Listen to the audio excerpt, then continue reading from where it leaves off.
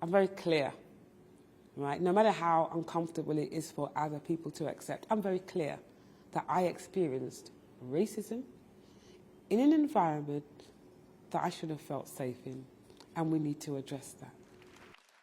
Ngozi Fulani was invited along with 300 other guests to a reception at Buckingham Palace, highlighting the issue of violence against women.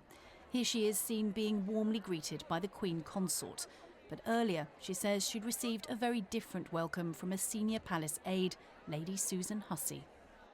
When the lady first approached me, one of the first things she did was to take my locks and move it out of the way. No conversation at first, and then she says, I just want to see your name back. Ms Fulani, born in Britain, then says she was repeatedly and aggressively questioned. I'm from here, I was born here. Yeah, but where are you really from?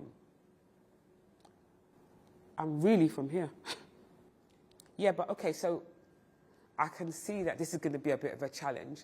She said, what's your nationality? And I said, lady, I was born here, I'm British. I was thinking that would be the end of it. No. Lady Susan Hussey, seen here in blue, was a lady-in-waiting to Queen Elizabeth for 6 decades.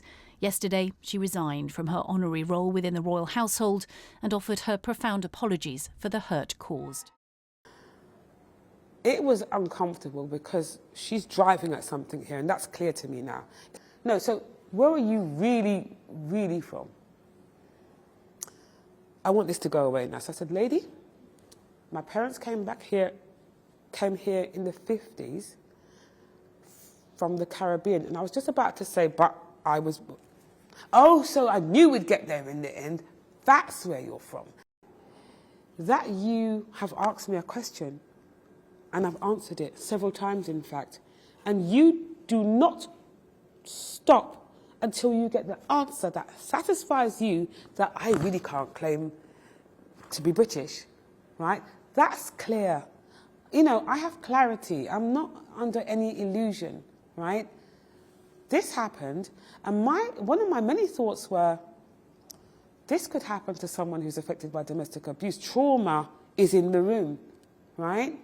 And if I am affected like this, and I consider that I am someone who, you know, I can roll with the punches. I've been around this environment for a long time. I've seen things.